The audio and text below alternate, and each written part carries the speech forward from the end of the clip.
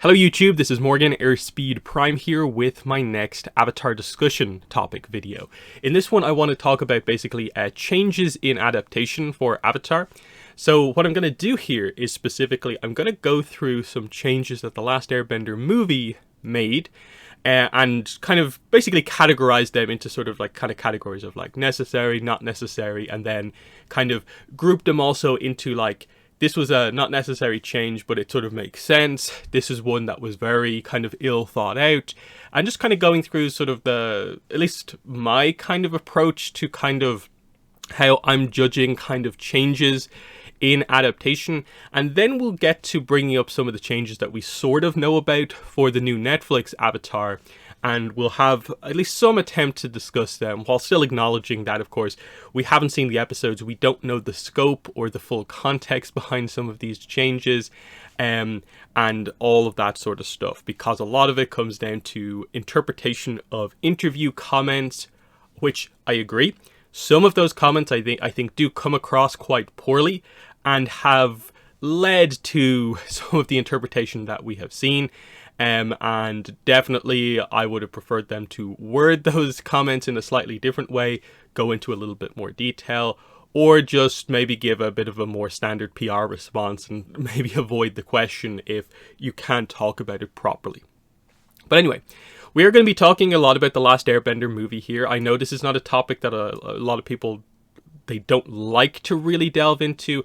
I don't really have a problem discussing it really, but I think it's important, and it's almost been surprising how little in a way this has come up overall over the course of this. And I understand like it's not going to be brought up everywhere, but I think it has to be acknowledged. We've been through the live action adaptation process before. So let's talk about this. So first of all, let's discuss the idea of necessary changes. So for me, it comes down to format. So the movie was always going to be one movie adapting all of Book One Water. That was a decision that they made, and they made this movie with that in mind.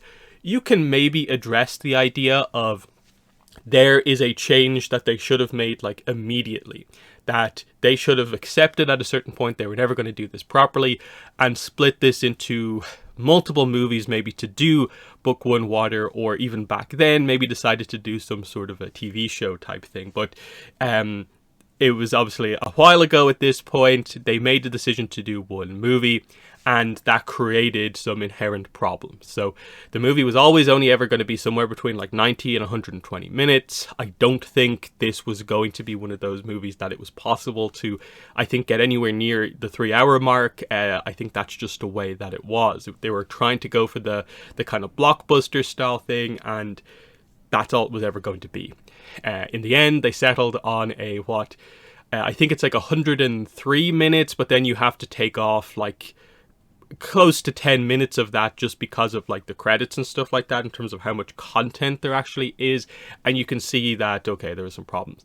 Cuts were simply a necessary requirement at this point because of just the pure differences in format between a Book One Water movie and Book One Water the animated show, and the whole idea of 22-minute episodes versus the final cut of the movie at 103 minutes including credits. That's never going to work, because this leaves you with like 5 minutes to cover every episode if you make a decision to include every episode, or you have to make cuts to give more time to cover the more important episodes, or like I said earlier, make the decision to just have more longer movies to cover everything. So this is this thing, and this also applies to Netflix Avatar as well. While everyone, of course, will make the point that I think it technically works out that 8-hour-long episodes is more screen time than, I think this works out to like 7 and a bit hours, but it's relatively close. The point is, there is a difference because they're separating 20 chunks of content into 8 chunks of content. That they were in the Netflix live action, they were never going to do a thing where in the middle of an hour-long episode, the hour-long Netflix episode is separated into 3 distinct episodes. That was never going to happen. You're never going to get a situation where you're like, the first third of it is jet, then hard cut, we're at the Great Divide, hard cut, we're in the storm. That I think is just an unrealistic expectation, if that was the anticipation for this. And so that is the format issue that just is kind of like, okay, here you go. In the movie in particular, you know they are going to have to make an incredible amount of cuts, and that the format of this movie is going to have to be kind of crazy, because it's still fundamentally this journey arc from basically the South Pole to the North Pole, while making some pit stops along the way. But you can't take as many pit stops because you have such a short amount of time, and you still have to try and do stuff with all the characters while still having the plot kind of work. In that sense, what I'll always say about the Last Airbender movie is that I think it makes a solid attempt at creating a story that doesn't feel completely cut to ribbons, and it at least comes across as like a functional story to a certain degree. I know the level to which people are going to like it or not like it is obviously going to vary quite a bit, but considering what it could have been, I think the plot that they ended up with kind of is like, wow, they actually get to the north and it's in an okay position.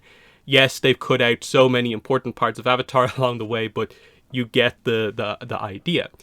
Then I want to get into an idea of, here is a change that I feel is a change that was not necessary, really in any way, but is ultimately one I'm fine with. I think it's an okay change that I can accept because it, for this kind of different version of the story, creates its own interesting ideas. And so this is the idea of changing the Fire Nation here so that most of the firebenders cannot generate their own fire. Now, I know some people absolutely ripped this movie apart for this little point here of like, why did you make this change? And I agree, it's not necessary.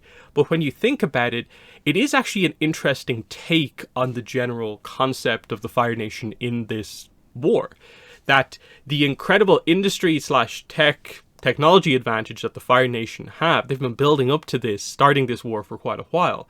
This is what makes up for this seeming bending disadvantage that they have, that they can use their tech to fight the other nations having kind of maybe more readily easy access to their benders, and then they can easily get fire onto the battlefield and activate their firebenders. And then once there's fire around, that just kind of goes on, like everything gets set on fire, there's more and more fire available, and the firebenders become more powerful kind of as the battle goes on. It's an interesting approach. But the other angle of it is that it does suddenly create a kind of focus and an importance on who can generate their own fire. Iroh can, and it's a notable reveal that is made in the movie. I believe they also reveal at the end Ozai can do this as well. And then there's obviously the heavy implication that if the movie or a story was to continue, that Zuko, from training with Iroh, would eventually be able to generate his own fire also. Add to that, and I think they kind of emphasize that a little bit with the kind of breath of fire as being like a step in that direction a bit as well. Add to that they actually confirm in this movie that Sozin's Comet, one of the big things it will do in terms of like, it'll obviously make people more powerful, but it will make it so that all firebenders can generate their own fire. So it places this like generating fire as this important, aspect here. So yes, it's not necessary, but I think it's interesting. It places importance on the industry tech advantage, like a little bit more than is otherwise maybe there. And I'll also a little bit kind of the background of just this idea that the Fire Nation has kind of strayed away from the more traditional ways of firebending, focusing more on anger, and that in a way is that kind of almost spiritual taint on firebending, is that because you are focused on anger and not the true way, like from the dragons, that this is why you have lost the ability to generate fire yourself. Obviously, there's other stuff, and we'll get to it, about bending in the Last Airbender movie that is kind of bad. But I think this specific angle on it, I understand why people would immediately look at that and be like, that's a silly, stupid take. But I think when you think about it, it's like, it can create some interesting kind of angles overall, because then you wonder, like, how does stuff like lightning then come into play? But it adds like the extra kind of bit on it with the generating your own fire, of course, which is nice. And then, not necessarily in bad. So this is the really obvious one. There's a lot of stuff here. I've tried to not make it too long here, but one that always stands out to me is they changed in the movie Roku basically into a random spirit dragon. So they effectively took out a scene that would have been otherwise been done with a past Avatar scene explaining Aang some things, and instead it just gets turned into the spirit dragon. And obviously what's happened here is that the idea that fans, of course, love the past lives. It's a huge thing in the fandom. Everyone loves when we get past Avatar scenes. And it does feel like an utterly needless change. Perhaps because the movie has to be so fast paced and cut out so much stuff, they didn't really have spirit stuff really anywhere else in the movie. They needed a spirit somewhere, but I do think it is a poorly thought out decision in terms of what they were trying to do. And, you know, from their perspective, they might see it as like, well, it's a sort of like for like change, but it's completely ignoring that the fandom loves the past lives, and that you've left out that kind of angle on things of like the focus on previous avatars, which people love and enjoy. Then, this is obviously the other side of the bending, is that in general, of course, just from a kind of choreography point of view, they made bending very slow and not as fluid as it should be. There was a lot of kind of charging. You can sort of see there's potential intent here of just like, okay, we want people to have to build up the momentum with a bit of a martial arts sequence and then generate their movement. But it's a little too overdone on the slow side of things. And so Netflix Avatar seems to be a lot more fluid in that regard, obviously. They've made the right choice here because they know what happens when you go the other way. And yeah, this is, I think, heavily criticized. It's one of the biggest jokes about the show. The original, sorry, the movie, the original live action take, is that it kind of turned bending, which is such an important part of the original, into a bit of a joke in the minds of a lot of fans who watched that movie.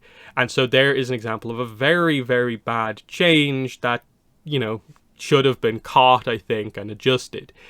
Then the other part that I think affects this is more about maybe script-related issue, writing issue overall, but in trying to kind of make the movie a little bit more serious, nearly any sense of humor and fun is kind of lost in this. And it's meant to be kids, there's meant to be this sense, even though we are dealing with heavy subject matters. And it greatly impacts like the actors' ability to get the characters across here, and just missing some of the point of the original, because you're so focused on just making it feel that little bit darker that you have Sokka doesn't have anything to do in this movie. Like, that's the real kind of frustration here, is that Sokka, for instance, gets a really rough time in the movie because there's no time to do anything with him because they've cut out everything that is associated with his character.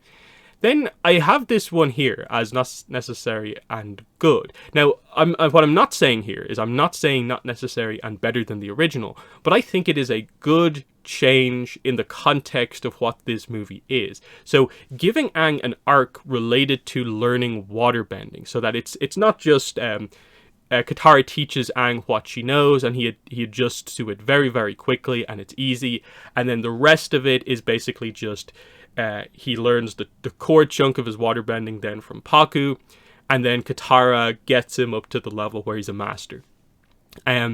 I think in the original, I think it's fine that he has a second element that he doesn't struggle with, and then the struggle is more with earth and then, of course, with fire.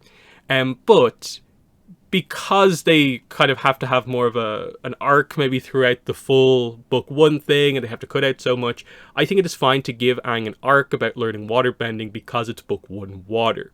So with the loss of so many individual episodes, instead focus is given to Aang struggling to let his emotions flow, and thus his waterbending flow. And of course they link this. The emotions that he's struggling to just let out are the loss of his people, in a way also him accepting his role as the Avatar. And a decent amount gets changed here, of course, because of just the format. But I think it gets the arc across pretty well, where like a lot of characters can see that like there is a raw power in his waterbending there, but he isn't letting the emotions flow. He isn't fully accepting what's happened to his people or the situation that he's in as the Avatar. And so that's why the big giant wave moment is both an Avatar state scene, but also a full power waterbending scene, is that it's connecting the stuff together. And I think it is a nice music piece as well during this scene as well. And while, yes, I still would have preferred the Koizilla kind of stuff and for it to be a bit more accurate to the original, this is, I think, a good thing. And I think the movie, while I don't think it gets really any praise for anything it does with characters, this little arc about waterbending, I think, is along the right direction.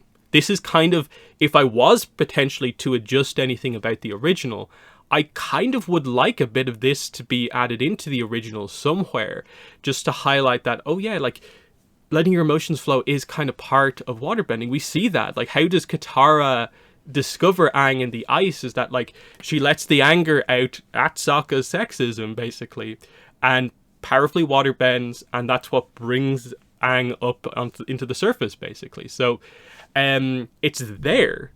Waterbending being kind of powered in a way by emotions and like kind of in a way your control over them as well. That's pretty nice. Again, the movie obviously struggles with execution at times, but this is in the category of like, I think they did it okay in this one. So there's that. So there's, I think, a decent example of just, you know, most of these changes are stuff that I don't think you actually needed to change, but there is a mix of sometimes they can be good. A lot of the times in this movie they were bad. Sometimes they can just be like fine, where like this could work out in your favor, but like, again, you probably need to do a bit more with this. So I understand why a lot of people really might probably agree with me on this point here. But then there is just that inherent stuff that you have to get across here, because this gets into the whole, are you looking for Netflix Avatar to be a one-to-one adaptation? Because I think in like 99% of adaptations, they are never attempting to do it directly, like one for one, pretty much exactly, you know, shot for shot. So that's something that some people might just have to accept. Now, let's get into the Netflix changes. And I do want to note that we don't have the full context for what these changes are. We don't know, despite what the creators have said, what the details actually are in the end, and so there's only so much we can speculate about, that we have to see the show first. But I want to give at least some commentary, given what we've just said here, about some of this stuff. So, one of the things we find out from the trailer is that Teo and the Mechanist have been brought from a late Book 1 episode, 117, the Northern Air Temple, basically into 105, the King of Omashu. They have been now positioned as, I suppose, their people find refuge in Omashu instead of an air temple. And I think that's relatively fine, because it does look like the Netflix Avatar, what they're doing is that they are bringing forward some of the, like, we'll still have the Aang Boomy stuff from King of Omashu, but they're bringing up potentially the attack on Omashu, and that our gang will maybe leave without really knowing what happens to Omashu, and then they'll maybe return and find out that it has been fully captured.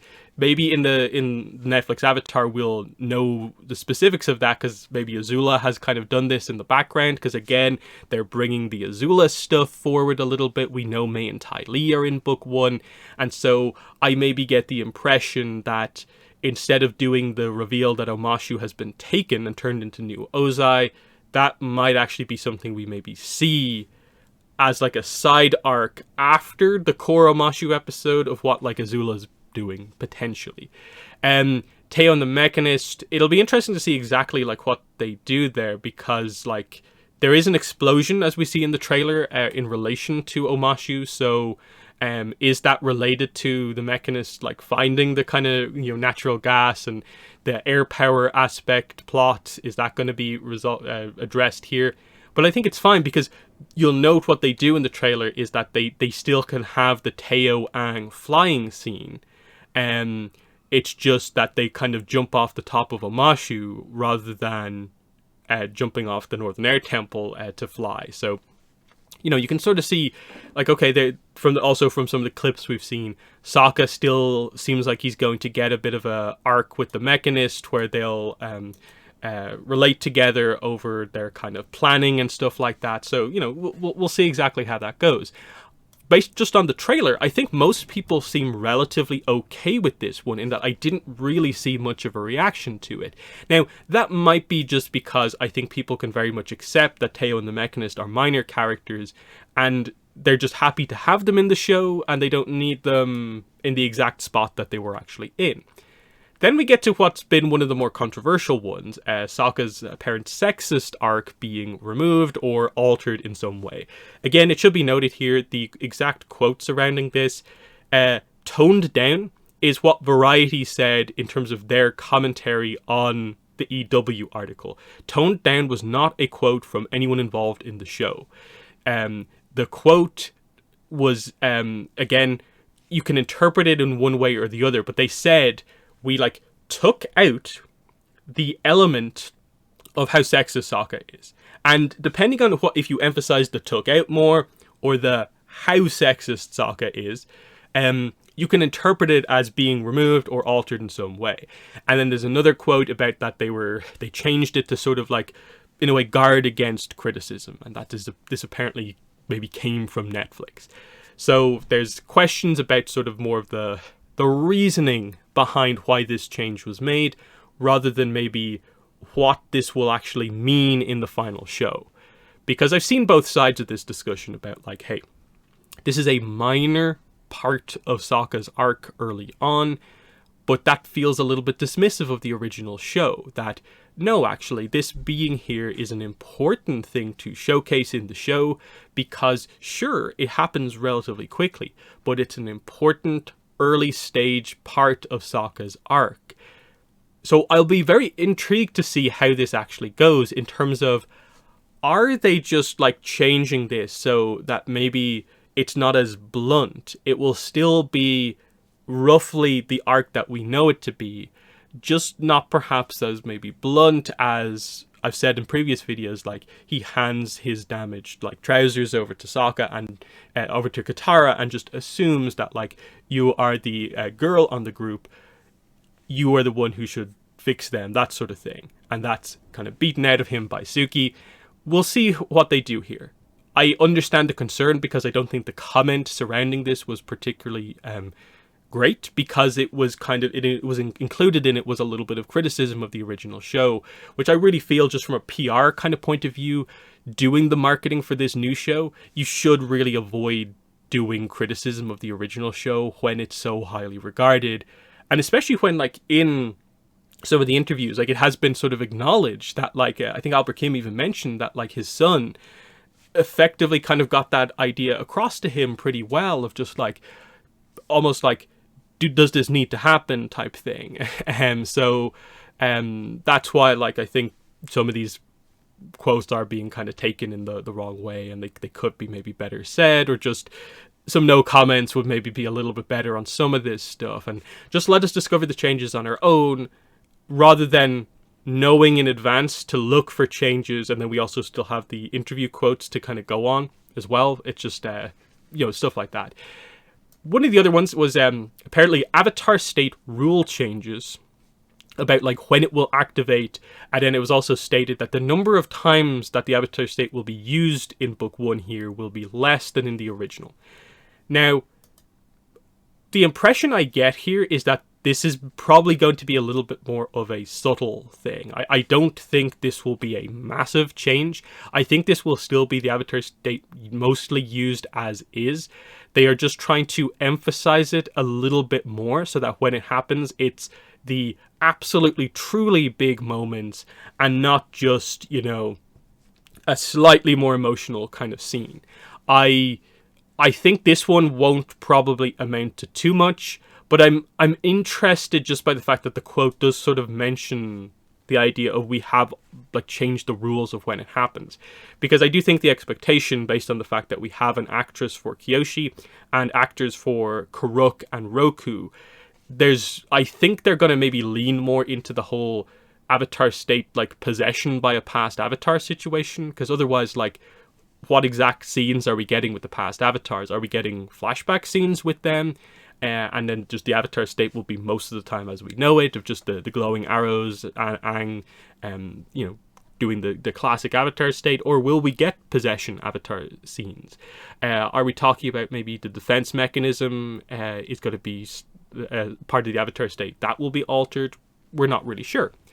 In a way, connected to the sort of Sokka kind of one, Katara, in relation to that, like, they're saying that, like, some of her roles that she has in the original are not going to be done here. And there was a bit of a, like, vague comment, like, I don't want to really talk about this, of, like, these gender issues that he doesn't want to discuss in the interviews. And this is probably one of the bigger examples of, like, whoa, don't just leave it like that. You are opening yourself up to some immense criticism here by leaving it at that as this kind of just vague statement, and people are running with it. And this is why I think you were seeing a lot of overreaction to some of this stuff, is because if he had maybe explained what he meant here a little bit more, this might be fine. Because if this maybe is as simple as, like I mentioned there, just removing maybe a scene like the Sokka having Katara repair his pants, that scene that we get, I think, as they head into Kyoshi Island.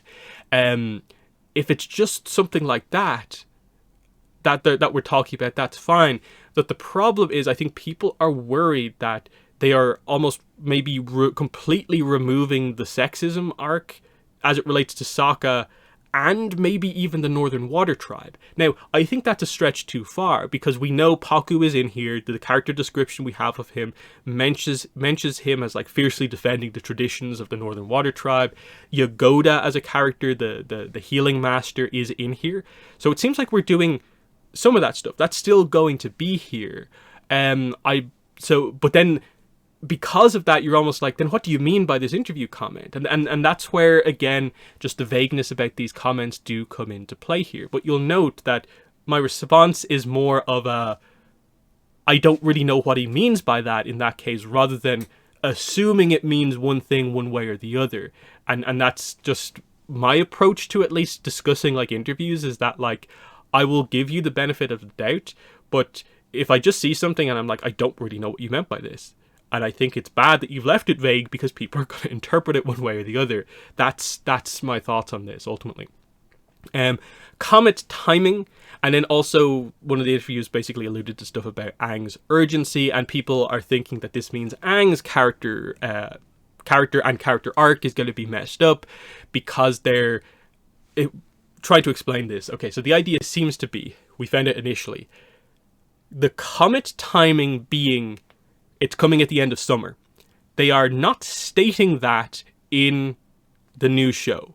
And the reason for that is just that they don't know when they're going to film season 2 or 3 and what the timing is going to be like. And because it's realistically going to be a couple of years before they're at the point where the comet actually arrives, they don't want to say what the timeline on the comet is and then have that look weird with how old the actors are by the time the comet actually does arrive. Because if they say it's coming at the end of summer, and then you cut to book 3 of the live action, and suddenly the actors are clearly 5 years older, people will have a bit of a joke about that, and it will be just a silly thing. Whereas if they just wait, and then maybe they know when they're going to film season 2 and 3, they can just be like, okay, we'll just add in later on, maybe at the library or at some point in book 3, we find out that the comet comes back in 3, 4, 5 years. That's the timing of the show now, confirmed. The comet is in. We see it at the start of the teaser trailer. They are not ignoring that the comet is an important thing. It's still here. Even the comment from the more recent interview is, to me, very clearly saying that Aang's urgency still relates to the comet, in that I think they're just highlighting that he will get some sort of a vision or notification that the comet is why you can't take forever to do this, why you have to be somewhat quick, but he doesn't know what that timing is. The Fire Nation do, and it will be some sort of a plot in the coming seasons of the gang finding out about when that is.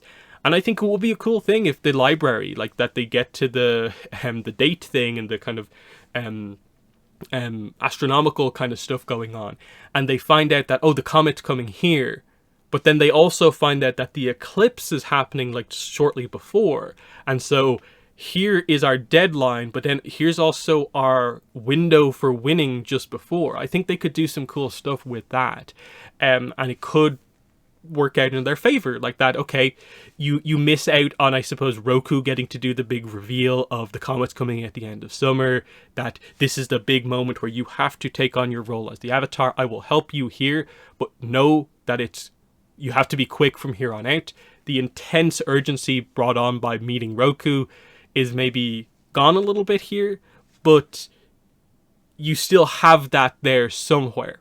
And obviously, like, there's going to be a discussion. And the thing with all of these changes is that when we see what happens here, we're going to have the discussions about, was this one well done? Was it not well done? And we can have stuff like in reflection discussing more in the idea of like, actually, yeah, this was not great. This one actually was okay. Could have worked out. And some of them are just silly. You know, we can have that after the fact, but like right now it's hard to, I think, make such a huge extreme thing when I don't think there's been any like super clear-cut comments that just make me go, yikes. I like I said earlier, some of the interview comments make me go, oh, like, wouldn't have said that myself if I was involved with the production, PR or whatever. But we'll see what happens.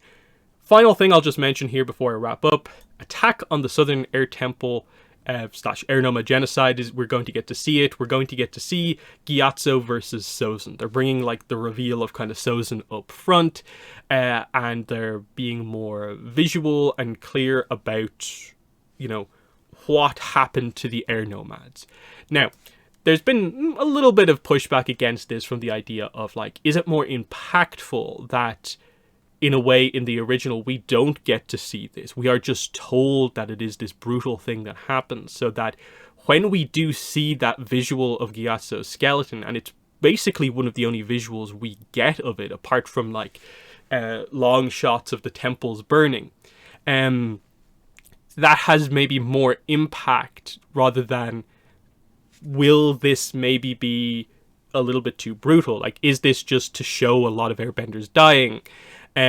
They're trying to, I think, emphasize Gyatso a little bit more, and that's the interesting part for me, is that I am fascinated to see how the Gyatso-Sozin fight goes, because I don't think they are going to just, like, absolutely job out Gyatso and just have him lose instantaneously. He will challenge Sozin, I'm getting, maybe even injure him, and that would be a really cool thing to get this kind of hero moment for Gyatso. I've just very intrigued to see how this overall goes and how it works, because they're kind of highlighting it as if, like, is this going to be like an extended sequence, or like, is it just a quick thing? I don't really know. So stuff like this, there's questions about some of this stuff, worries about other parts, heavy worries about other parts.